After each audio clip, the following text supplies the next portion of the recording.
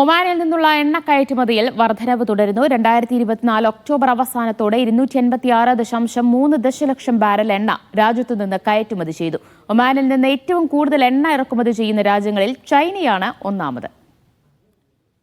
National centre for statics and ഇൻഫർമേഷന്റെ കണക്കുകൾ പ്രകാരം 2024 ഒക്ടോബർ അവസാനത്തോടെ രാജ്യത്ത് നിന്ന് കയറ്റുമതി ചെയ്ത എണ്ണയുടെ തോത് 256.3 ദശലക്ഷം ബാരലിലെത്തിയിട്ടുണ്ട്. കഴിഞ്ഞ വർഷത്തെ അപേക്ഷിച്ച് 2.4% വർധനവാണിത്. ബാരലിന് ശരാശരി വില $82.6 കണക്കാക്കുന്നത്. സുൽത്താനേറ്റിൻ്റെ മൊത്തം എണ്ണ ഉൽപ്പാദനത്തിൻ്റെ 84.6% കയറ്റുമതി ചെയ്യുകയാണ്. ഒമാനിലെ ശരാശരി പ്രതിദിന എണ്ണ ഉൽപ്പാദനം 9,93,900 ബാരലാണ്. എന്നാൽ ഇക്കാലയളവിൽ ക്രൂഡ് ഓയിൽ ഉൽപ്പാദനത്തിൽ 6.6% ഇടിവുണ്ടായിട്ടുണ്ട്. ഒമാനിൽ നിന്നുള്ള എണ്ണ ഇറക്കുമതിയിൽ ചൈന തന്നെയാണ് ഒന്നാമതുള്ളത്. 241 ദശലക്ഷം ബാരൽ എണ്ണയാണ് ചൈന സുൽത്താനേറ്റിൽ നിന്ന് ഇറക്കുമതി ചെയ്തിരിക്കുന്നത്. സൗത്ത് കൊറിയയാണ് രണ്ടാമത്.